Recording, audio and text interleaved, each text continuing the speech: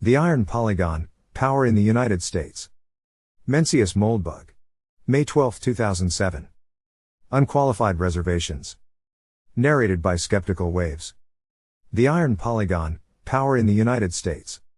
In case it's not already clear to my readers, this small but discerning bunch, one of our many goals here at is to paint a simpler, more compelling picture of present history than either the official story, or any of the many well-known counter-narratives. Last week I covered the US's caste structure and communal factions. This week we'll be looking at power, what it is and who has it.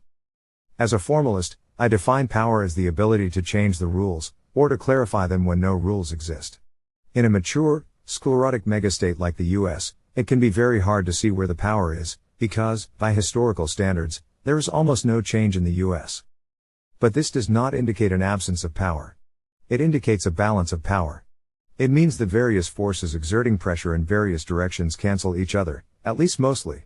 One of the best features of the current US regime, and one of the worst, is that it's much easier to prevent change than to create change. The compromise is generally the status quo.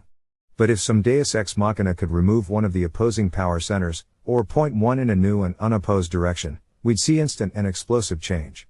The whole city of Washington is in the power business, and they don't screw around. Indeed, kids in school are taught that the US is balanced by a separation of powers. But the power structure they learn is the original design of the Constitution, as borrowed from Montesquieu: legislative, executive and judicial. This is like saying a Camaro has 250 horses under the hood. It's true in a certain metaphorical sense, but it's not actually true.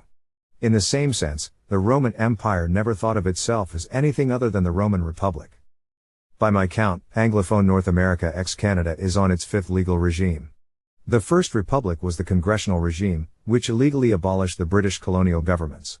The Second Republic was the constitutional regime, which illegally abolished the Articles of Confederation. The Third Republic was the Unionist regime, which illegally abolished the principle of federalism. The Fourth Republic is the New Deal regime, which illegally abolished the principle of limited government. Of course, all these coups are confirmed by the principle of adverse possession. Otherwise we would find ourselves looking for the rightful heirs of Metacom, or Edward the Confessor, or whoever. Nor is there any automatic reason to treat any of these five regimes as better or worse than any of the others. If, like me, you're tired of the Fourth Republic and would like to see it abolished, all we know about its successor is that it will be the Fifth Republic. It has no need to resemble the Third, the Second or the First.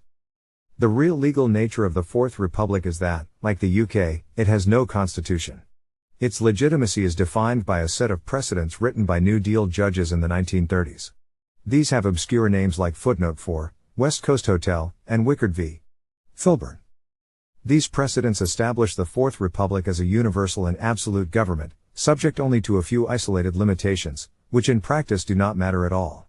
For example, no European country has any clear equivalent of our First Amendment, either in its original meaning or in its Footnote 4 restatement. If dissidents are being lined up and shot in stadiums in Europe, I have somehow remained ignorant of it. Constitutional law in the Fourth Republic is a very real and very substantial body of law, but its connection to the original charter of the Second Republic is entirely nominal. No, the US government is the 800-pound gorilla. It sits wherever it wants. But it is not one entity. It is, again, a network of competing power centers. The closest well-known equivalent to the way I see the Fourth Republic's power structure is a concept that dates to the 60s, the Iron Triangle. The Iron Triangle is certainly real, but for some reason, no doubt related to the agenda of the official intellectuals who created it, it's missing most of its vertices. In fact, what we're looking at here is an iron polygon. The key to power in the Fourth Republic is that no one who has power wants anyone to think of them as having power. For example, in the traditional Iron Triangle, legislators do not have power. They are just expressing the will of the people. Civil servants do not have power. They are just making public policy. Lobbyists do not have power. They are just communicating their concerns. This is a profoundly Orwellian situation. The root of the problem is that the modern English language has no word which means power, but carries only positive associations. Perhaps the most important fact about power is that the powerful are almost always sincere. They honestly believe they are doing good. Every Sauron considers himself a Boromir. And, as Acton observed, every Boromir has an inner Sauron. Since this is widely recognized, and since power is generally associated with evil, the people in the US who have actual power do not and cannot think of themselves as having power. However, there are euphemisms for it. Perhaps the most common is responsibility. A good way to find the most powerful people in the US is to find the most responsible people. No one in the US is scheming for power. A lot of them seem to be working for change.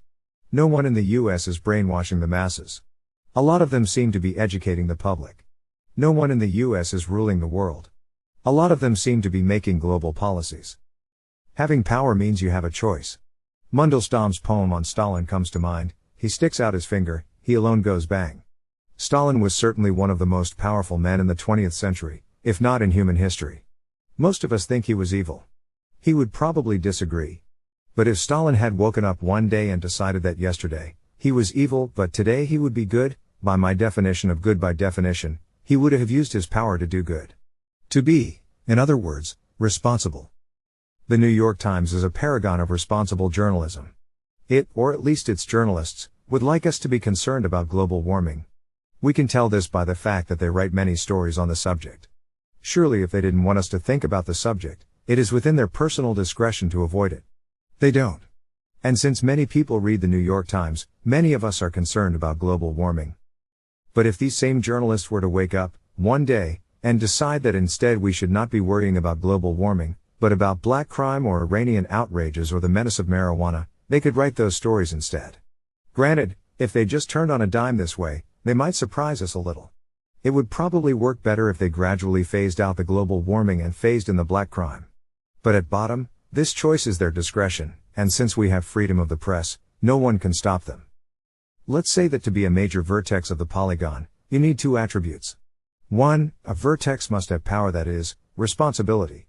2. It must be protected from public opinion, that is, insulated from politics, that is, democracy. If you have one of these but not the other, you are at best a minor vertex. The press, aka MSM, is a major vertex because, as we've seen, it has power. And it is doubly protected. First, no one elects the press. And second, if journalists were elected, they'd simply elect themselves, since they pick the credible candidates. These would all be journalists, by definition. See how nice this system is? The White House, customarily referred to as the president, is only a minor vertex. Its legal power is considerable, but its protection is lousy. It was national news a few years ago when an open mic caught the president insulting a New York Times reporter. How often do you think that one goes the other way? The White House can challenge the Polygon's program on a few issues, which necessarily thus become high profile. But the Fourth Republic, at any one time, is doing thousands and thousands of things. Almost all of them are done the Polygon's way, and when they are not, it is deeply shocked and offended. So in general are the voters, for obvious reasons, so there is a strong reason to minimize these deviations. The Polygon might be defined as the extended civil service. It consists not of those who hold actual formal G's rank, but those whose position demands a sense of civic responsibility, real or fake. The major vertices of the Polygon, by my count, are the press, the universities, the judiciary, the Fed and the banks, the Hill, congressional staff, the civil service proper, the NGOs and transnationals, the military, the Beltway bandits, defense and other contractors, and corporate holders of official monopolies, such as intellectual property. I suppose this would make it an iron decagon, but the count starts to get a little fuzzy. Anyway, I will discuss some of these actors in later posts. I hope this has helped you clarify your perception of the strange and awful world we live in.